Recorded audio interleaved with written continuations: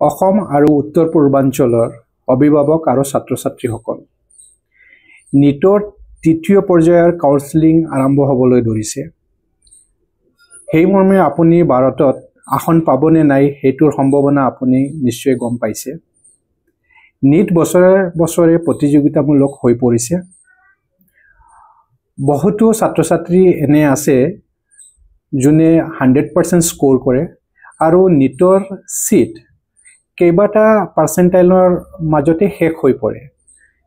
হ'ব পাৰে আপুনি হতাশ হৈ পৰিছে, সেইকাৰণে আপোনাৰ পৰিয়াল, অভিভাৱক, বন্ধু-বান্ধৱ সকলোৱে আপোনাৰ সম্পৰ্কে চিন্তা কৰি আছে। MBBSত সিট নোপোৱা মানে এইটো নহয় যে আপুনি প্ৰতিভাশালী নহয়, আৰু তাৰ মানে এইটোও নহয় যে আপোনাৰ MBBS কৰাৰ দুৱাৰ আটাইকেইটা বন্ধ হৈ পৰিছে। যদি আপোনাৰ পিতৃ-মাতৃয়ে 6 বছৰত 25 লাখ মান টকা খৰচ কৰিব পাৰে, তেনেহলে আপোনাৰ ডক্টৰ হোৱাৰ সপোন ভিয়েটনামত এতিয়াও জীয়াই আছে। আপোনাৰ কি কৰিব লাগিব?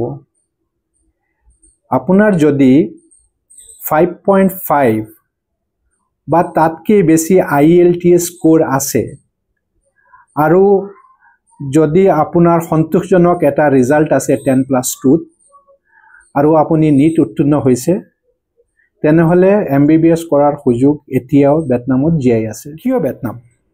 ভিয়েটনাম দেশখন আমাৰ উত্তৰ পূৰ্বাঞ্চলৰ দৰেই বেছিভাগ মানুহে মংগোলয়েড জনগোষ্ঠীৰ,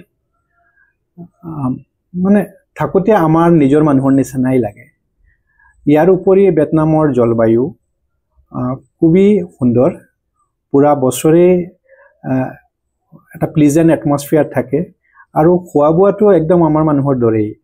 ভিয়েটনামত থাকি তেনেকুৱা নালাগে যে আমি নৰ্থ ইষ্টত থকা নাই যেন, তেনেকুৱা নালাগে।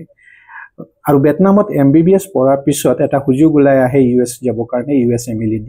আৰু যদি আপুনি উভতি আহিব বিচাৰে, তেতিয়াও পৰীক্ষাত মানে ইণ্ডিয়ান পৰীক্ষাৰ উত্তীৰ্ণ হৈ আপুনি উভতি আহি ইয়াতে আপোনাৰ ডক্টৰী প্ৰেক্টিছ কৰিব পাৰে। সেয়ে যদি আপোনাৰ আশাবোৰ হেৰাই গৈছে আৰু আপোনাৰ পিতৃ-মাতৃয়ে বৰ অশান্ত হৈ পৰিছে আপোনাক লৈ, তেনেহলে চিন্তাৰ কাৰণ নাই। আপুনি এতিয়াই মোক ফোন কৰক আৰু আমি কথা পাতিম কেনেকুৱা ভিয়েটনামত এডমিশ্যন লোৱা যায়। মই নিজেই উত্তৰ পূৰ্বাঞ্চলৰ কেম্বোডিয়া আৰু ভিয়েটনামত মোৰ নিজৰ ব্যৱসায় আছে, আৰু আগামী মানে আপোনাৰ এডমিশ্যন হোৱাৰ পিছত 5-6 বছৰৰ বাবে মই আপোনাৰ অভিভাৱকৰ নিচিনাই থাকিম। আপোনাক এয়াৰপৰ্টৰ পৰা লৈ গৈ কিনে ইউনিভাৰ্চিটিত আপোনাৰ এষ্টাব্লিছ কৰি দিয়ালৈকে মই থাকিম আপোনালোকৰ লগত। আৰু তাৰপিছতো 5-6 বছৰ যেতিয়াই কিবা প্ৰয়োজন পৰিব, তেতিয়াই মই অভিভাৱকৰ দৰে আপোনালোকৰ ওচৰত থাকিম। সেয়া চিন্তা কৰিব লগা একো নাই। এতিয়াই ফোন কৰক, ফোনৰ নাম্বাৰটো স্ক্ৰীনত আহি আছে, ফোন কৰক।